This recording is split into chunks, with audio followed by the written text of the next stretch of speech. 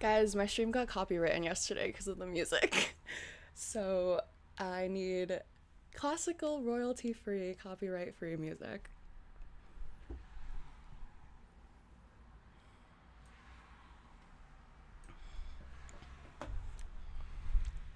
How's everyone doing today on this fine Friday?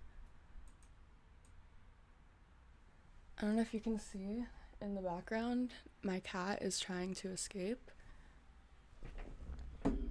Where can I move? Alright, you'll probably see her trying to jump out the window, so don't be alarmed.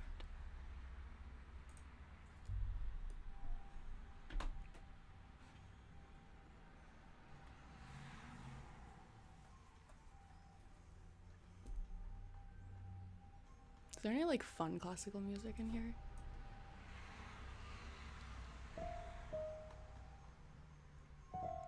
Excuse me. Squish. This is my cat. Her name is Squish. She's crawling on my keyboard right now.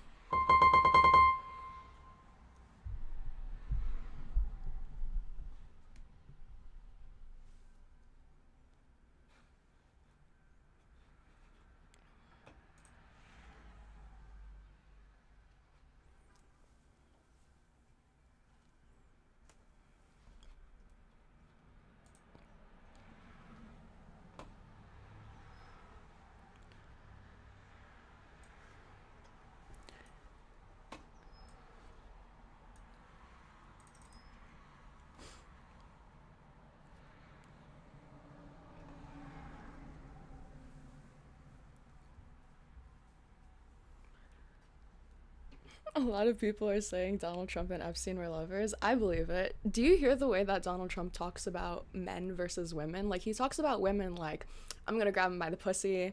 He raped his wife. That's also that was proven. That's the reason why they divorced. Because that was before, what is it, no fault divorce. You had to have like a good reason for divorcing your spouse. So it was cruel and unusual punishment because Donald Trump raped her. Like he doesn't respect women. But then when you hear him talk about men, it's like, oh, they're big and they're strong, and he just has like this way with people, and they're so handsome, and he's a very good looking guy, and a very strong man. Like he has this weird admiration for men, which is so strange because usually, I don't know.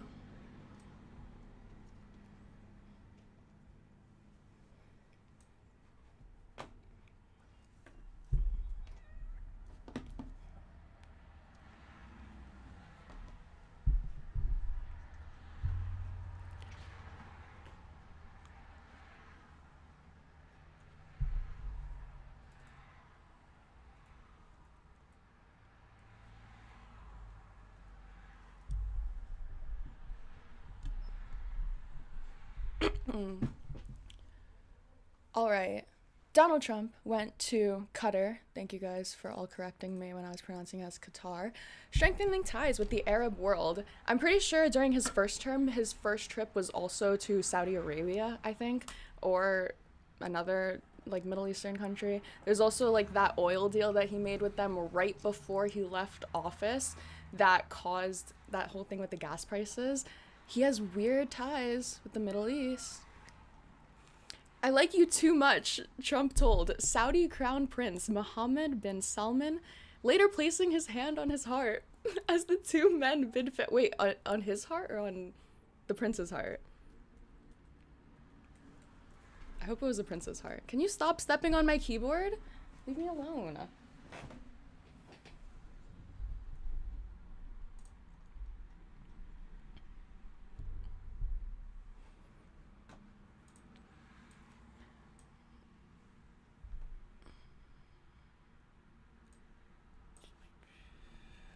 Sorry. You're a magnificent man, Trump said Thursday, in contrast to his interactions with some traditional oh wait, hang on, sorry. Whoa, I just read an entire line. Trump said Thursday at the Royal Palace here as he sat beside Mohammed bin Zayed Al Nahyan, president of the United Arab Emirates. Trump's close ties with Arab leaders stand in contrast to his interactions with some traditional U.S. allies, including European counterparts who have been the subject of the presidential's derision. Am I stupid? I am stupid. I don't know what this means. Derision and criticism, and it signals that Trump is turning to strong relations with the Gulf as a centerpiece of his Middle East strategy. I know someone personally that voted for Trump because of Israel. Like, he doesn't like the US. He voted entirely for Israel. Derision. Derision, thanks. I wonder how he's feeling about this.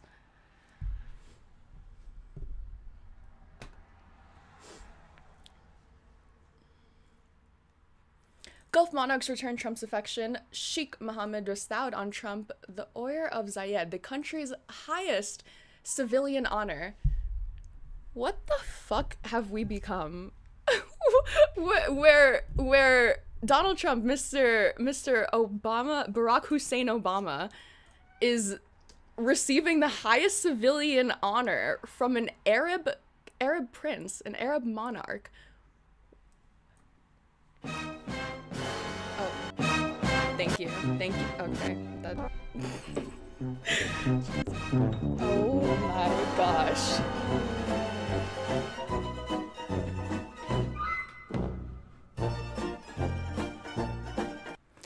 Fabulous. I hope you all enjoyed that.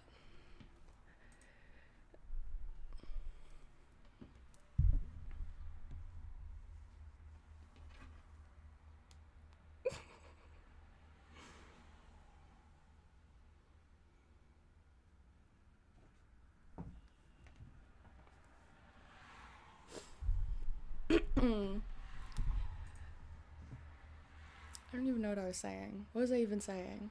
Can we imagine the alternate timeline where Barack Hussein Obama gets awarded the highest civilian honor from an Arab country? What the fuck? The amount of impeachment calls that would be. The amount of he's getting paid by this. He's secretly loyal to this.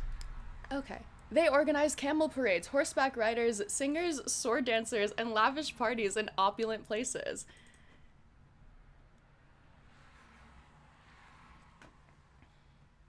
Opulent palaces, sorry. Okay, this brings me to my next story, but not really, because I'm still not over this. What is up with Donald Trump and weird, like, he's obviously a malignant narcissist, right? Okay, he's a malignant narcissist. I think he has this weird obsession with, like, the Gulf states, or whatever that area is called, right? Because they're really gaudy, and they're rich in oil and petroleum, and they have, like, this really, like, lavish look about them, and they have elephants, and all of this gold and tinsel and everything. It's kind of, like, really pathetic. Like, the Qatar plane that they got, the Palace in the Sky.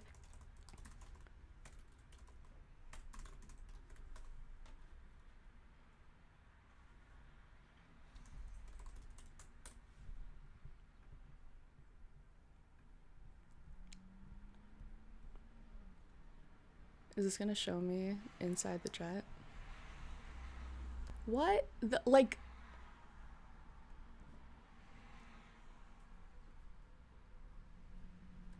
How does it have stairs? Is this an elevator? What the Oh my god.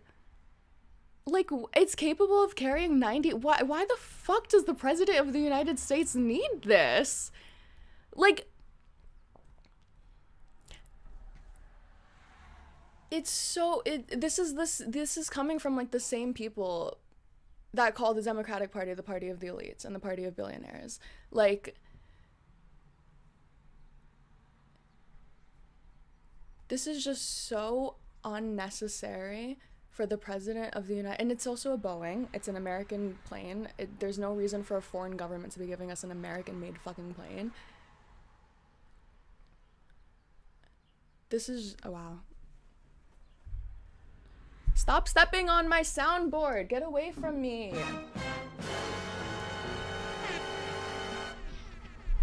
Alright.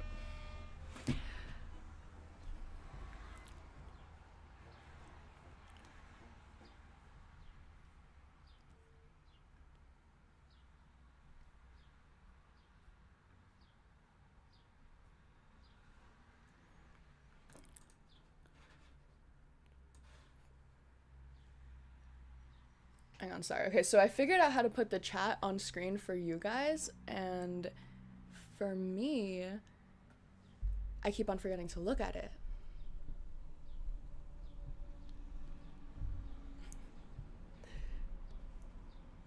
She's studying particle physics. This chain is mainly talking about dental care. Thank you, Bryce. Great, phenomenal. What is this channel? What is your major? I don't know what this channel is. I'm kind of just talking. I don't really know what my major is. I didn't go to school this year. I'm trying to afford it. He talked about Oliver Palmer's, yeah, that's true. Oh my god, I remember that. The size of his dick. Yeah, they're gay. I'm glad that everyone agrees that we're gay. I'm glad. Unnecessary, excuse me, we're in America. Oh yeah, you're right, I forgot. Americans are so spoiled. We're so entitled. We are so far removed from any real world problems. It is such an issue. It's so sad. It's so pathetic. And we have a president that is using taxpayer dollars to give himself a big fucking parade on his birthday.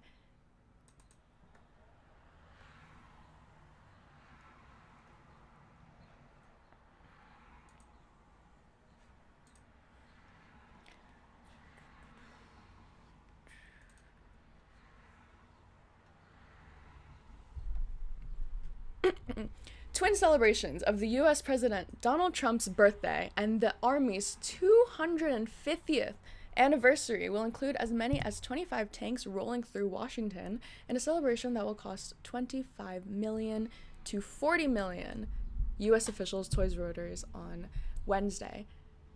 These are like the amount, these are like the fucking, sorry. These are the, oh my god, thank you so much. Whoa. You can just, thank you. Thank you for the $100. Wow. I should go on live more often. What's it called? These are like the types of, these are the, hang on, this alone, $25 million to $45 million. I'm gonna go to the Doge website right now and see how many fucking people died. You literally could have died in like third world countries because of no malaria shot, because of no basic dental hygiene. So I don't even know what. For what, $50 million? What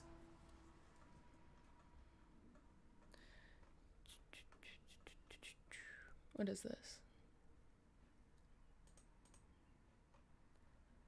Aren't half of these like not accurate? Jesus Christ. Okay.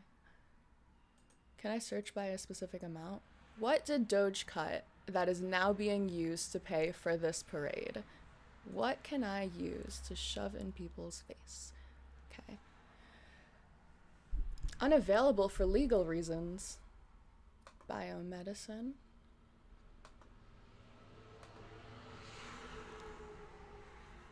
Unavailable for legal is this how they're getting away with just like not, oh, it's all USAID, never mind.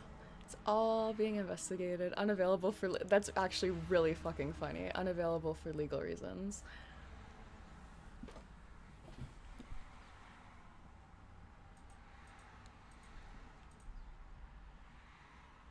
Unavailable, unavailable, unavailable. Unavailable, unavailable. Jesus, okay, so how am I supposed to check any of this if they're all unavailable? Okay, what are the ones that I got?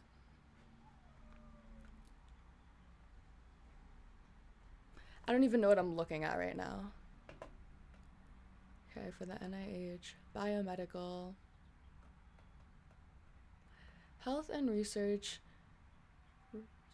description of requirement, implementing the President's Department of Doge deficiency. What? Is that, are they citing that as the reason for why they have to remove the funds? It's just research, okay. Terminate for convenience. Oh. But this isn't inconvenient. This isn't inconvenient at all. Okay. Checks out.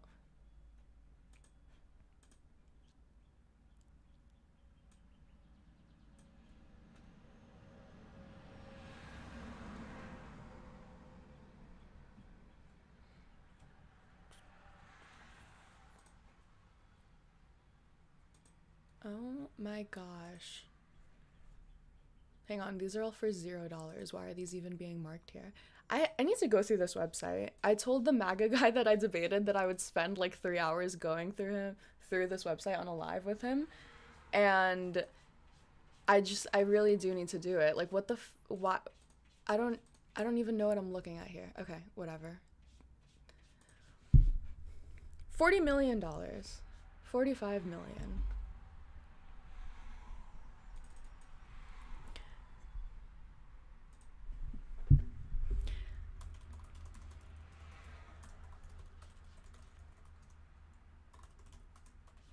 I want to see what he did on his birthday when he was in office. Before. No, sorry. Before.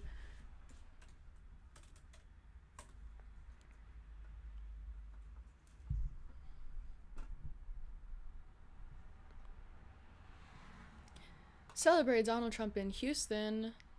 Astrology chart for Donald Trump. Those who are sharing Donald Trump. He didn't do anything his first term.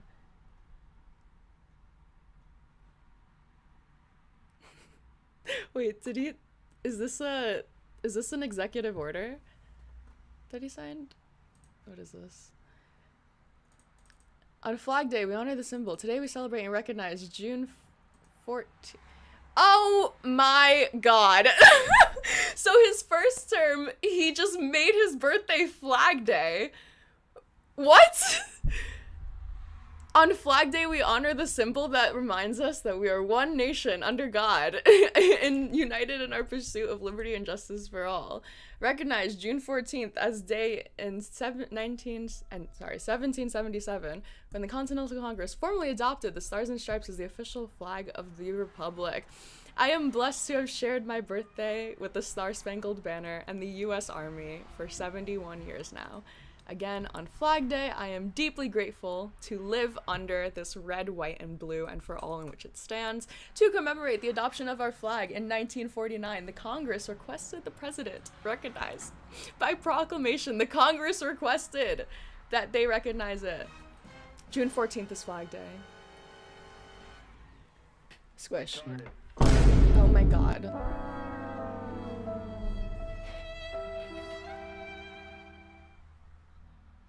Leave me alone, please.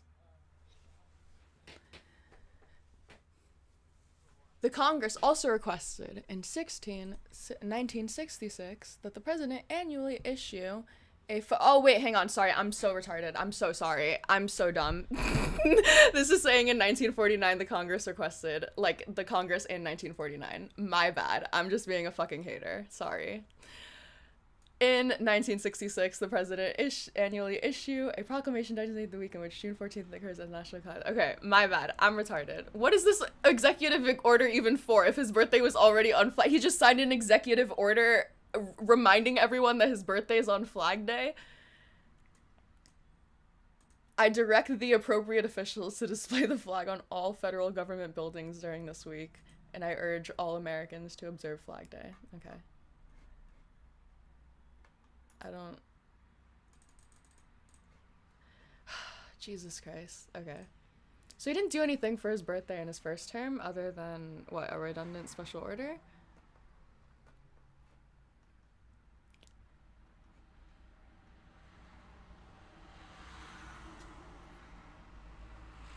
Now, he's worried about legacy. He's obsessed with the fact that he's gonna go down in history as a fucking loser.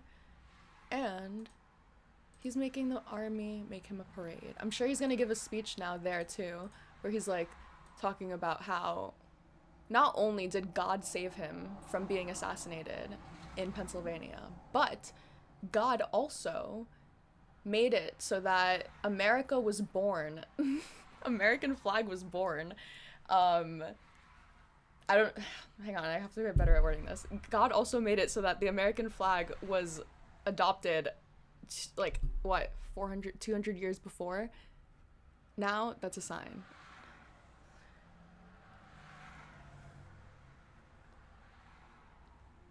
Morgan, thank you so much for the $20. Neil, thank you for the, what is that, euros or pounds? I don't know, I'm stupid. 5 euros or pounds, something non-American. What was this currency before? NOK? I have no idea what that is. What country are you from? Oh, hey! My king! Towards a new ceasefire. He said that a lot of people are starving in Gaza and emphasized the need for aid deliveries, Lahia and Jabalia, with no apparent He said that a lot of people are starving in Gaza. Still looking for faster internet? Take another look at Optimum. Lame. I'm pretty sure no one was waving on the other side of that. I'm pretty sure he was waving to no one. Two officials told Reuters on condition of anonymity, the eventual costs would be as high as $45 million. One of them said the cost would include several $1,000,000 more than it would have been without a parade. 24 M1 Abrams tanks for the If I'm looking at this and thinking, why is our country so retarded that we're spending our money on 24 M1 Abrams tanks going down to New Jersey? Did this say the Mall of America? Or, oh, no, it's in Washington, sorry. Never mind. In Washington, whatever. Like, why, oh my god, this is the most pathetic display of just like, look at me, I got a big boy job, and I want to show everyone that I have a big boy job, and look at me with my big guns, and I have a fancy suit, and look at me in my big boy job. It's like fucking Pete Hegseth and all of his tacky ass little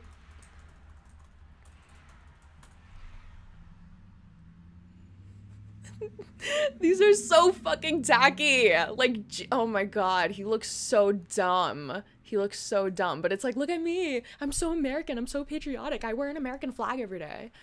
Look at me. I'm so American. I'm so patriotic. I have a army party on my birthday. It's one of the first events of the year-long celebration of our 250th anniversary. This commemorative panel will be fitting tribute to this, blah, blah, blah, blah. Okay, whatever. That effort would have costed $90 million in 2017 when Trump ordered the Pentagon to look into the display of military might. What the fuck? Okay.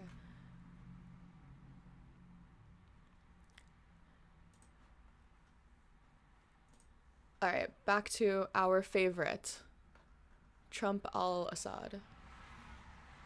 Sorry, Trump. How do I make that joke? Trump al-Shara.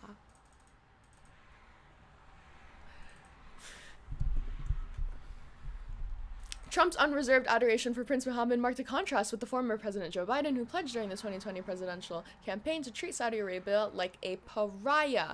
Amid high energy prices, Trump visited Saudi Arabia in 2020 and gave Prince Mohammed a fist bump in an attempt to reset the tense relationship. Trump this week will cast his bonds with Arab leaders as central to his foreign policy. We will work together. We will be together. We will succeed together. We will win together. And we will always be friends. What the is that a song? We will work together. We will be together. We will succeed together. We will win together. And we will always be friends. Wow.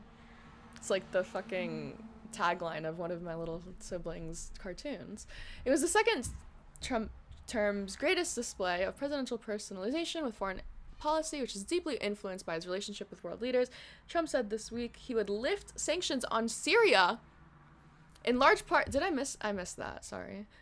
In large part of how he viewed Shara, a U.S. designated terrorist who overthrew dictator President Bashar al-Assad last year. Trump also said Saudi Arabia's Prince Mohammed and Turkish President Recep Tayyip Erdogan influence his decision.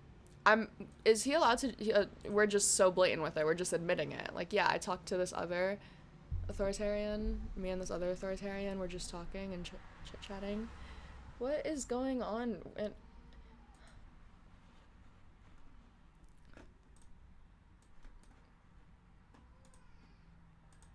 I'm sorry.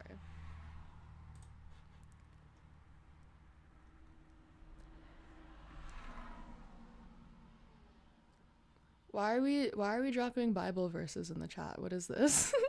Matthew 19:12, God prefers same-sex marriage and confirms transgender people are born that way.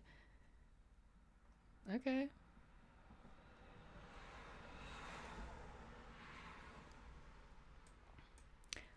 Parades aren't inherently authoritarian. France is democratic and has them, but for us to start having them under Trump, of all people, is a bad sign.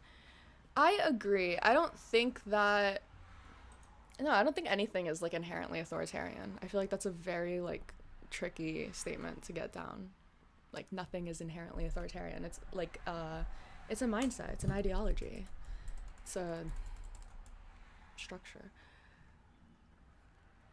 I think the fact that Donald Trump needs parades now is, like, his obsession with just being a malignant narcissist that's, like, always visible. Like, he isn't, what's it called? He isn't, why is this not, hang on, sorry.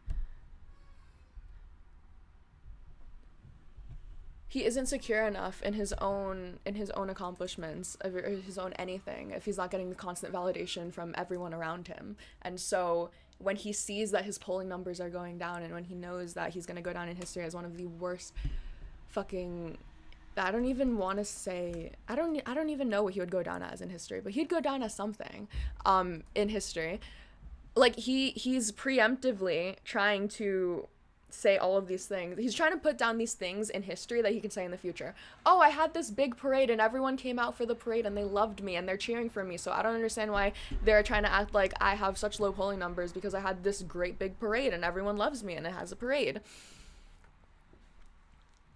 It's like for show, and it's so blatantly for show in the moment that it's pathetic and everyone's able to, like, call it out. But then once it gets to, like, the future and then he's referring to it in the past, it's like, so he's literally just, like, spewing explosive diarrhea outside of his mouth. It's, like, so difficult to try and catch up with every single fucking thing that's going wrong. Ahead of the trip, the Saudis floated adding a round of golf to Trump's schedule. Of course, because what would Donald Trump be without his golf? Truly. The flip side to the personalized approach to policy is that angering Trump could upend long-standing alliances. Ukrainian President Volodymyr Zelensky found out the hard way, fighting with Trump in the Oval Office about reaching a peace deal with Russia.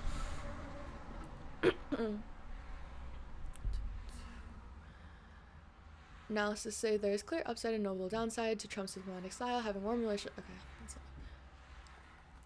This is Qatar in the plane. Aww, they look so cute. They're literally about to kiss. Trump, like, this makeup is absolutely dog shit. Okay,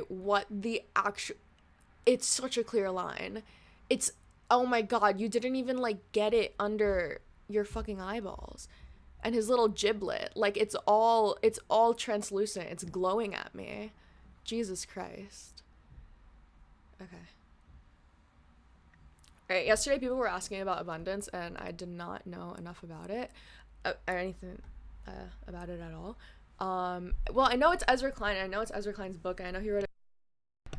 Derek Thompson. I saw Derek Thompson, I think, on The Bulwark, and I liked him there, so.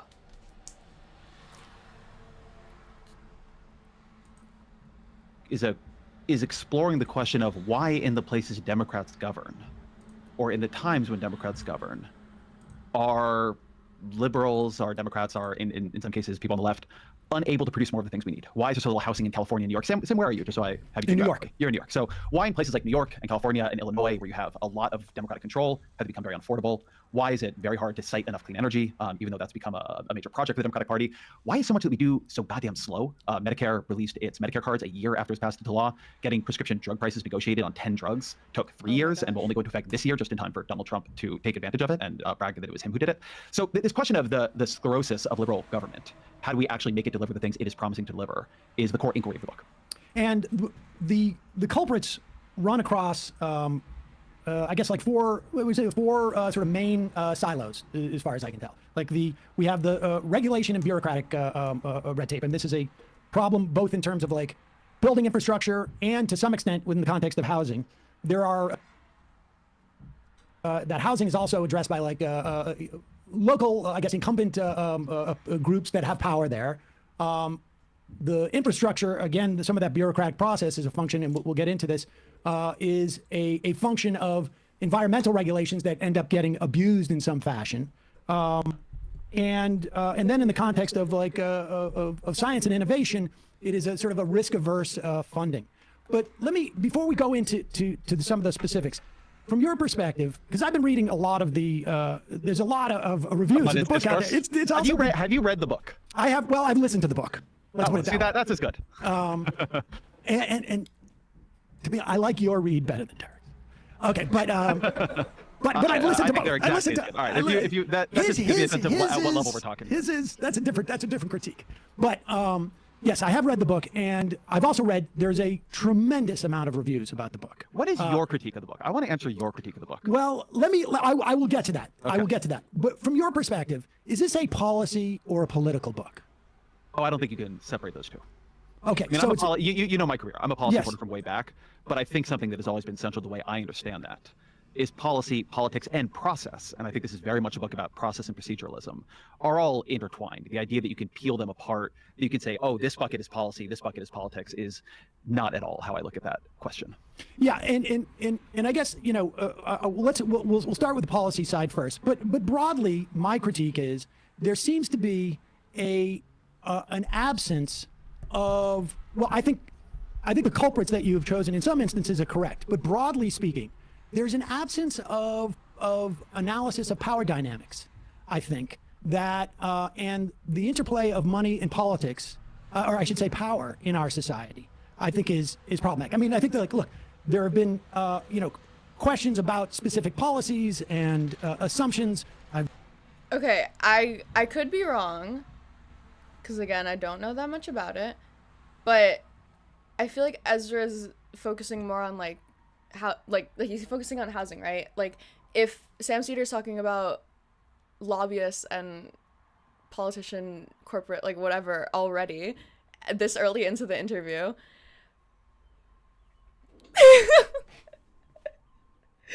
Hello? Hello?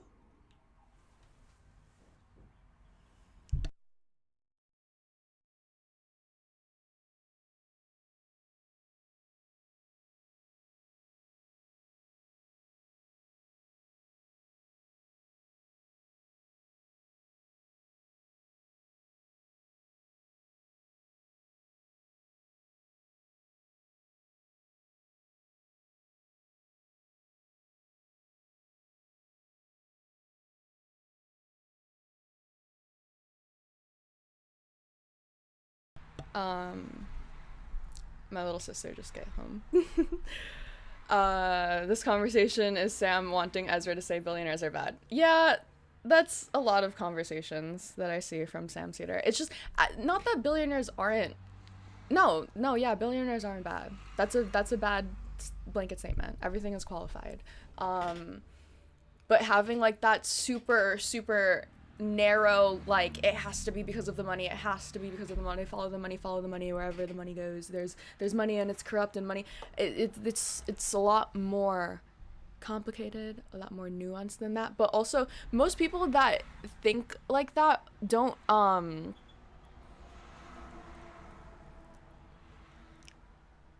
do I say this? I feel like most people, I'm not talking about Sam Cedar now, I feel like most people in the normal, like, real world that talk like billionaires are bad, it really just comes across like, I don't think I'm gonna be able to make money in the future. And maybe that's just because I'm young, and most of the people that I talk to that are like of that mindset are like, I don't even, let me stop before I get canceled for being too mean. It seems like a really, like, this isn't applicable to Sam Cedar, but it seems like a really easy cop-out to scapegoat an entire class that you will never be a part of, and so you never have to worry about the repercussions of it.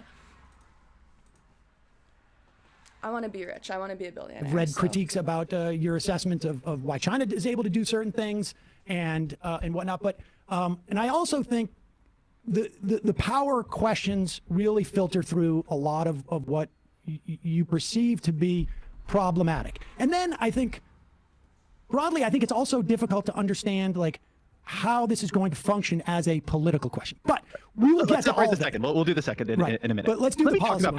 Let me talk about power. I have been interested to see this critique develop.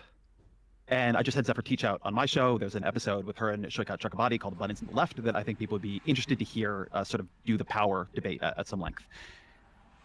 I think this has been very revealing to me about what my friends on the left, and I think of myself usually as on the left, though, liberal, not a leftist, I guess, mean when they say power.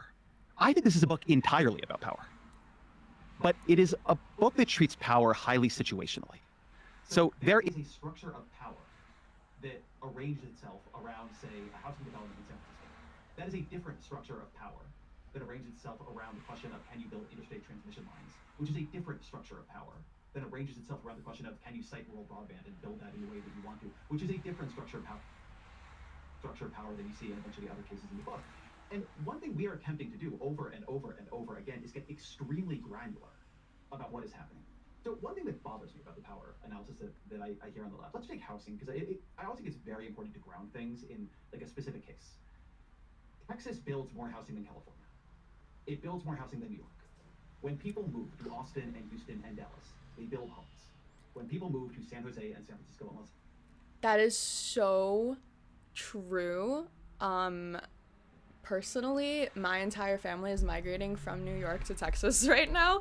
But whenever I go to Texas a lot because I have family there. But whenever I go, it's literally, there's so much construction going on so everywhere. Like the entire, I don't know what the highway is called, but there's one highway that goes from Houston up to Dallas. And like there's a whole fat section of that highway that's being absolutely demolished right now and built for like, I don't even know what, but they're like urbanizing it. But it's insane the amount of housing that goes up. And every time I go, there's like more and more things. I'm never away for that long. It's like never more than probably, I don't know, like,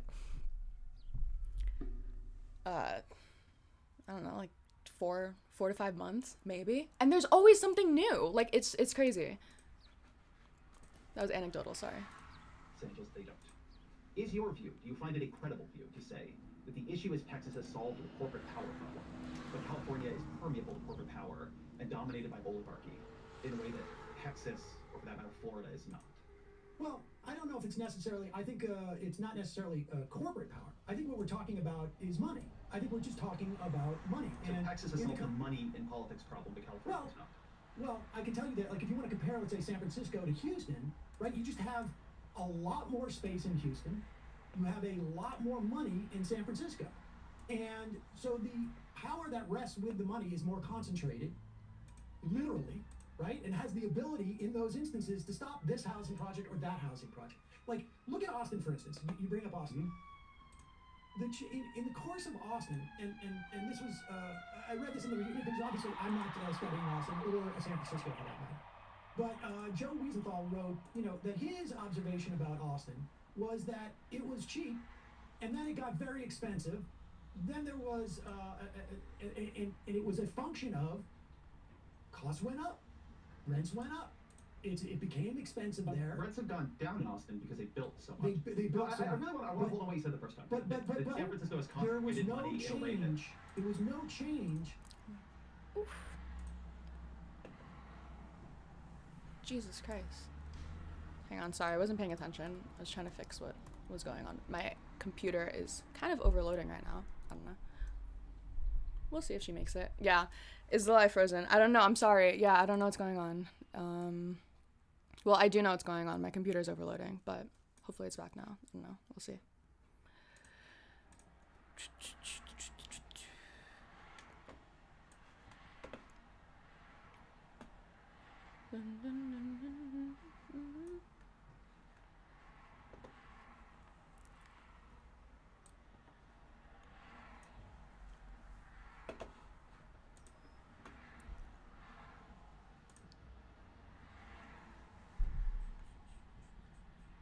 No, you're lying to me. There is audio. Okay, it is fixed. Now we're good. Yay, welcome back. Sorry.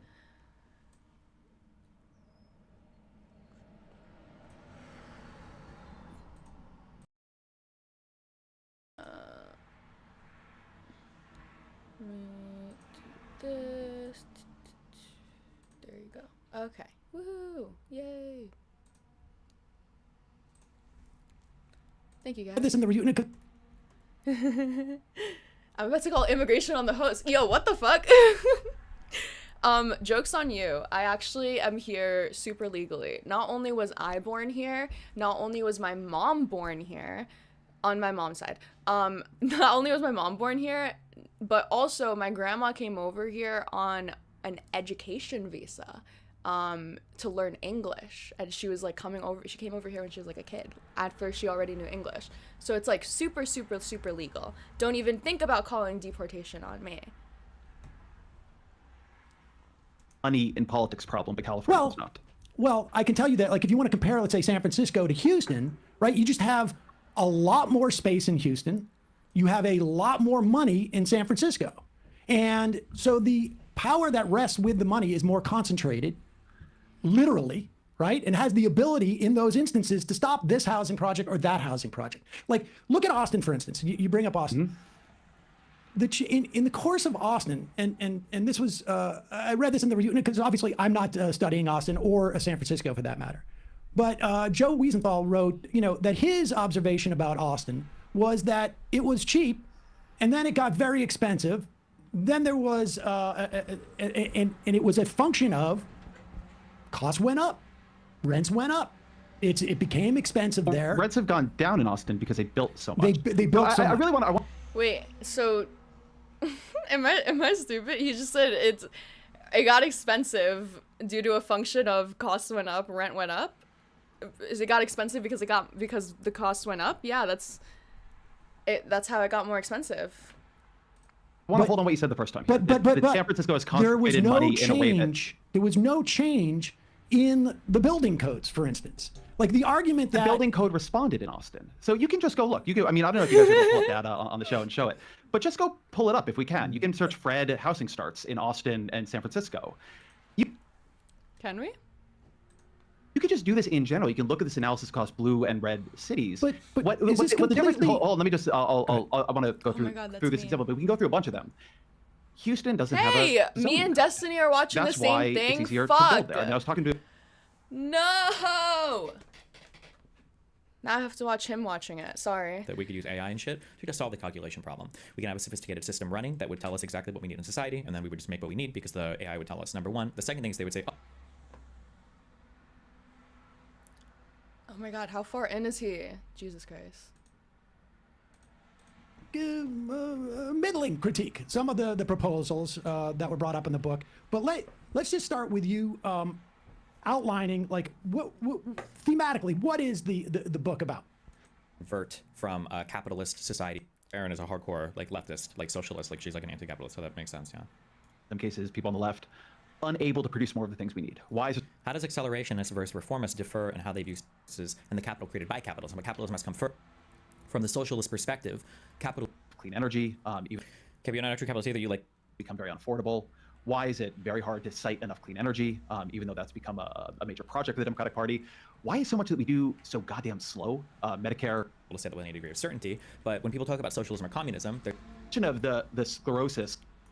Okay. Starts in Austin. Yeah, YouTube section. Destiny is a pest. Okay. I like his political analysis. I found him through the Jubilee video, so I don't. People always try, like, I don't know. Everyone was commenting in my comments yesterday about all of like these background things. I don't know. I found him through the Jubilee video. I agree with him. I think he's based. So. And San Francisco. You could just do this in general. You can look at this analysis across blue and red cities. But what the difference? Hold on, let me just. I want to go through this example, but we can go through a bunch of them. Houston doesn't have a zoning code. That's why it's easier to build there. I mean, I was talking to a developer there, and he said, look, the thing everybody knows about Houston, if you're a developer, is it's a bad place to be a homeowner. It's a good place to be a developer. And this is what I mean when I say the whole book, in a way, is about power. That in these procedural questions, in this question of how do you get housing approved, what we have created in many blue cities is a lot of veto points. And that veto point can be used by corporate power. It can be used by moneyed interests. It can be used by local homeowners who are not power in the way we would normally think of them, but sure as hell are power when you're thinking about whether or not to build housing. It can be used by all sorts of players. And so I think that one of the places where I quite... Wait, hang on. Are there really that many people suffering to the inability to focus that I have to run random, unrelated games in the background in an effort to hold it? Yes. Yes. If I could, I would have Minecraft parkour playing in this corner right over here. Actually, no, let me not get ideas. Let's put Sam Cedar over there. Yay.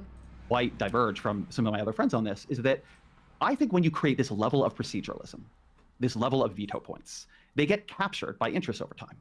And that is a place where power can pool. Now, I think the place where I probably part, just to finish the thought, I think the place where I probably part is that I think that the left is often very attentive to power when it is coming from certain recognized villains, and much less attentive to power when it is coming from people who might in other contexts look like allies or just be local homeowners. But that can also be real power wielded in a problematic way. Well, but you listed off 3 entities that have power: corporate power, moneyed interests, and homeowners. And I would suggest to you that in all 3 of those that you just listed, that money is ultimately the controlling factor. So for instance, I can tell you, like, I don't know San Francisco, I don't know Austin, I know Worcester, Mass. And I can tell you that during urban renewal, we had, there was an entire neighborhood that was completely, I don't know if you've ever been to Worcester, had gone through 290. There was an entire neighborhood called Laurel Clayton, I think it was, that ended up dumping people into a housing project, Plumley Village. And it was all run by the Worcester Redevelopment Authority. It was completely streamlined. None of the other, what we would call today groups, there was no equity involved in this, or equitable justice or anything like this. And the neighborhood was completely destroyed because the input only essentially came from this big insurance company and the Worcester Redevelopment Authority, which was essentially owned by the same type of people. And I only know about this because a buddy of mine was homeless in high school because of how much destruction generationally it had created as a result of that. And so when you list off those 3 elements of power, in my mind, those are all moneyed interests. Those local homeowners, I'm sure there are stories of low-income people who own homes in an area that hasn't been redeveloped, is able to stop building. But I would imagine those are very far and few between. And I think we should be in agreement, right? If this is the case you're making, then I think we should be in agreement, because there's no doubt that I'm saying it's moneyed interest. It's sometimes money interest for sure, right? Well, what is it the other times? Let me finish the thought, okay. and then you can give me your rebuttal. When you create these highly legalistic systems, the people with the money to hire. Sorry, that whole thing was me trying to find that housing was going down in Austin. And I found it. Yay, housing going down. This is it up, and this is it down. Thank you. Lawyers and lobbyists are going to be more capable within them. And so the structure of a society that begins to bury so much in bureaucracy, where you have to know when to show up to the planning meeting and you have to know who the city council members are, like, it begins to structurally favor those who can navigate that society. So when we talk about things like upzoning, where we want to make it possible to build more houses in an area, like, everybody knows it is almost impossible to upzone a rich area. And that is because they are able to bend this process to their will. Now, you can Do you know how flexible housing zoning is? Sorry, this is so anecdotal. My mom works in real estate. I live in Long Island, right? Obviously there is a very, especially like when you get into like right outside of the city in Queens and like the Five Towns area, there's like a lot of Jewish people moving in, like a lot moving in. And so my mom's real estate office, someone over there lobbied basically for like the rabbi to adjust the zoning laws there to accommodate for like the specific like regulations that the Orthodox Jews have. I don't know, something like there's this whole like law. It's so complicated I couldn't even begin to try and like describe it right now. And honestly, I don't know the specifics, but her office literally was able to like reach, no, not the Jews, no. Her office was able to literally rezone the neighborhood to accommodate for like this new incoming demographic, which is insane. So it's flexible if you have the willpower.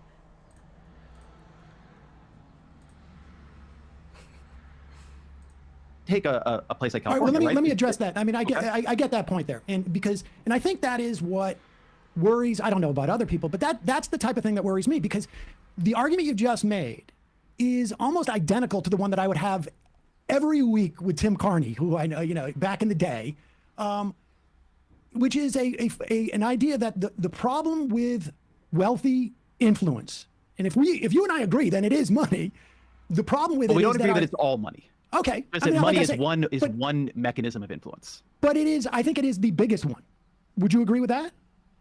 It depends on the issue. So look, there No, are I'm a saying- bunch of but I'm saying there are a across- bunch of across these the- issues where Okay, well, money let me ends up. fin- It's just very myopic. Is that the word? Am I using that correctly? I think it's very myopic to just say, well, money is like the most important thing, right? Like, well, money is just like the end all be all, right? Like money can't, you can't do that with anything. How do you spell myopic? Myopic? Is this gonna give me like Wi-Fi?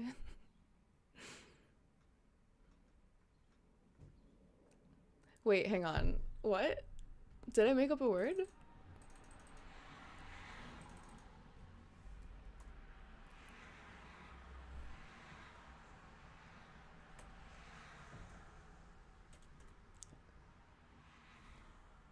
Myopic?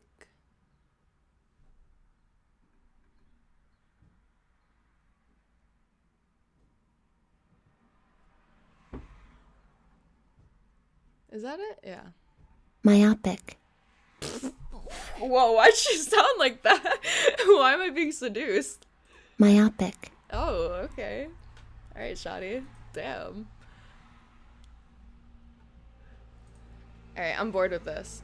Does this get more interesting, or is it literally just... I don't disagree with you about power, but every time we talk about it specifically, like, yeah, that's a problem. But no, we actually have to solve the problem. Yeah. Like, if you want to make housing development by right, which I think you should do, so that rich communities can't stop it, and the affordable, like, I live on a block with public housing right now. I believe there should be much more with, But I'm talking wherever those NIMBYs succeed, I am willing to bet that the relationship between how much money they have and the YIMBYs have, the NIMBYs far more often than not will have more money.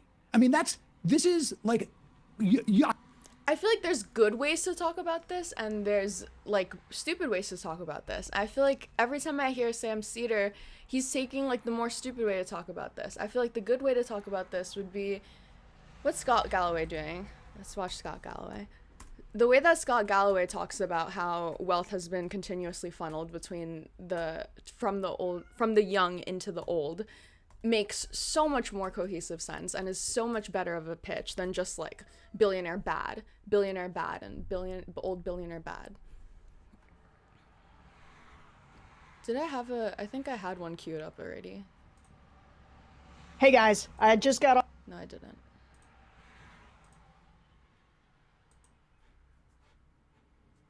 Did you guys see this? Theo Vaughn talking about, hang on, it's 3 minutes. I'll watch this real quick. You know, I wanted to say something. There's been something that's just been kind of on my heart, and so I feel like I should bring it up.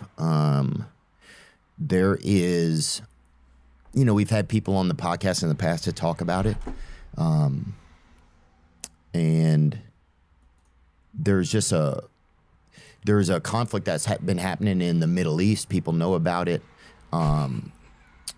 Between Israel and Palestine. This was posted 3 days ago. Has he never... Is he on... Okay. And some of the areas over there, the Gaza area they talk about. And I just think it feels to me, I don't know if it feels to me like it's a genocide that's happening while we're alive here in front of our lives. And I don't, sometimes I feel like I should say something. I'm not a geologist or geographer or anything like that, you know, so I don't know a lot of some of it I do know though. Like I know the basics of the issues over there, but for me, it's just like how I feel like you see all these photos of people, just children, women. Oh my god, I'm so sorry. People. This is gonna get clipped. I'm so sorry. I'm not laughing at the children. I'm laughing at the fact that this is like every grown man discovering empathy for the first time. Like every grown man that just has like a random fucking like, wait, low key, like, what if none of us are real? What if we don't have a choice in any of this? It's like, yeah, dude, you're like fully grown and you're just now conceptual of the world around you? Like what? Body parts, just people like putting their kids back together. And I just can't believe that we're watching that and that more isn't said about it. And so I'm not saying anyone else needs to say anything, but I think I'm just that more isn't said about it by me. So I just, I want to be able to speak up about that I think we're watching probably. Guys, in case you were unaware, in case you had never heard it before, in case this is your first time ever being out in the world, there's a war going on in Gaza. There is a genocide happening and people are dying and it is terrible and it is awful. And Theo Von is here to bring awareness to it for all those out there who are unaware. He's using his platform now to bring awareness. Like, you know, one of the sickest things that's ever happened. And I'm sorry if I've kind of haven't said about it. I've tried to talk about it and learn about it. But I don't know. Maybe I just wanted to say something. Has he said literally anything involving anything? Like, he hasn't given a singular ounce. I don't think he's even said Hamas. Like, what has he said? I've been sitting and learning and reflecting. And what have you've been talking for 2 minutes about your feelings. I don't even know what to do. You know, and it's crazy because our country's also complicit in it. You know, it's in it and has been for a long time. And it's just kind of interesting because then you just realize, oh, well, I'm a member of this country, but I'm just, what we want sometimes doesn't matter, you know, and you just have to be a member of a place and your government is making other choices. Theo Von learns what being a constituent in a country is for the first time. Like, Jesus Christ. I'm here and I exist and I'm just now learning that other people influence my life and that there's other things that go on in the world. Oh my god. Okay. Anyways, Scott Galloway. He has this podcast with this guy, Ed. I don't know where specifically. He talks about it a lot in the podcast, but I know that they just did a really good episode with that right-wing guy. What's his name? Like Greg Economics or something? Gary Economics. There we go. I think this one he talks about like the wealth being funneled from young men, from young people to old people. Was consumed across the U.S. that Chipotle purchased last year. Ed, for me, working at Chipotle for free burritos was like working in porn, in that it was fun, but it was really rough on my asshole. I love him so much. This is not CNBC. This is not CNBC. Ed.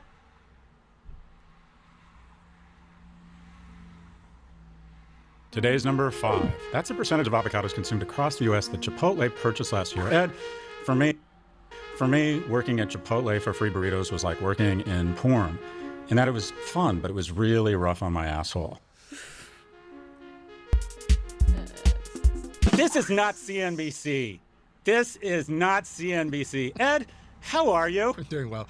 Your joke doesn't even make sense. You really don't get that? I do. This is such a great moment because you are basically the uber British version of Scott in a lot of ways. Scott talks a lot about these issues, the decimation of the middle class in America, and it's so interesting to see the parallels that what's happening in the UK is the same as what's happening in the US. So I'm going to pass it over to Scott to ask a few questions now. Yeah. Stop it. Squish.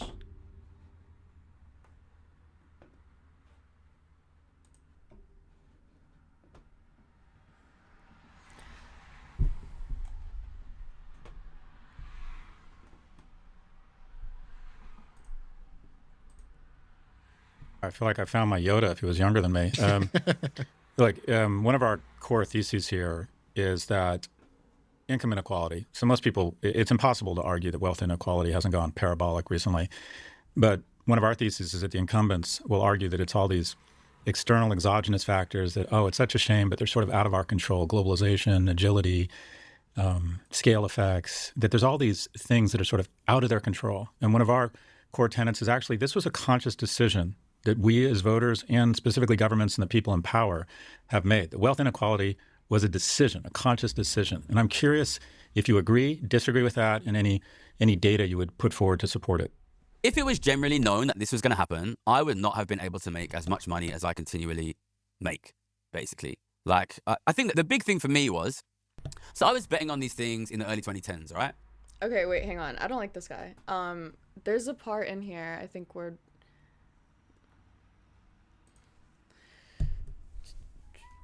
I don't like the Gary economics guy. I think he's like, I don't know, he talks too much about, well, you know, if I didn't know what I was doing, I wouldn't have as much money as I have. And if I didn't know what I was doing, then I wouldn't be as rich as I am. And the fact that I'm rich is proof that I know what I'm doing. And it's like, shut the fuck up. Anyone can be rich. Do you know how much money you can make just sitting in front of a fucking camera talking? It's crazy. It's insane.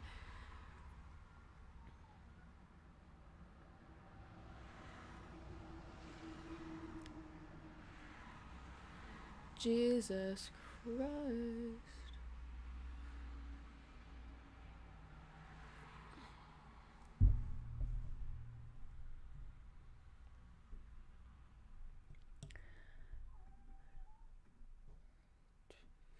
This pod is very economics based. What gets to me is Scott thinks of himself as an authority on a lot of things and is barely open-minded enough to admit when his takes are way off. Yeah, I mean, I get he seems like a little pretentious, but I think that the reason why he does podcasts with other people is so that they bounce off of each other and like give pushback to each other. So like there's a lot of times where I'd listen to like him and Jessica Tarlov and they're like disagreeing on specifics or like she gives pushback. This Ed doesn't do it as much because I think he looks up to Scott, but I don't think.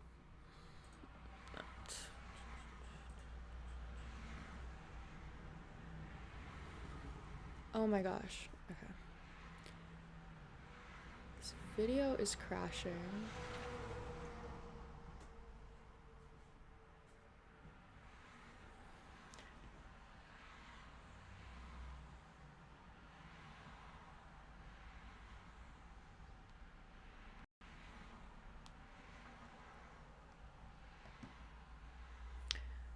Oh my gosh, okay.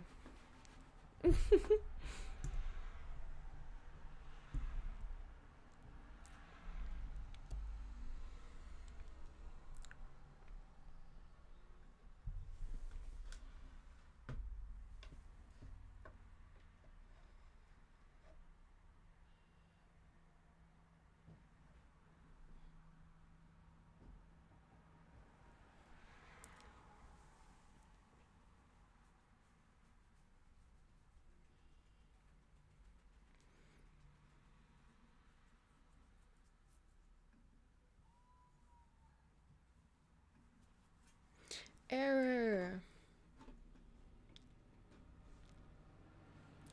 Error. Error.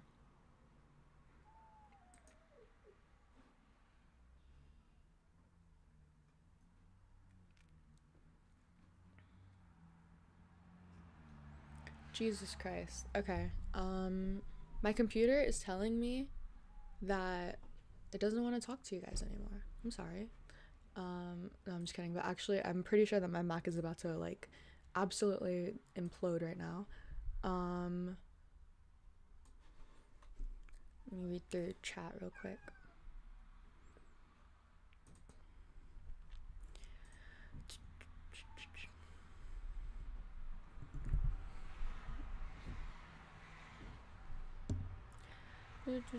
Yeah, people love to be smart and they want to be smart. Only be smart. Look at me, I'm a successful businessman. Which means people, sorry, I need to read these. People love to be smart. They want to be smart. They strive for it. So the only way they can equate themselves with being smart is, look at me. I'm successful in business, which doesn't mean shit because luck. True.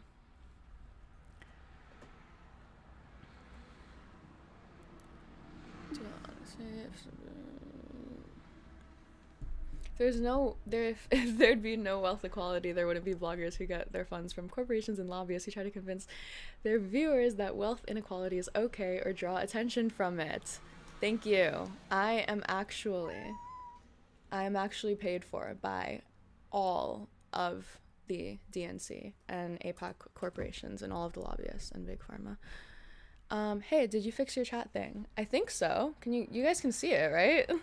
Like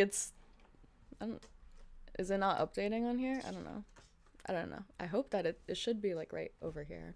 We'll see. I don't know. See you guys tomorrow.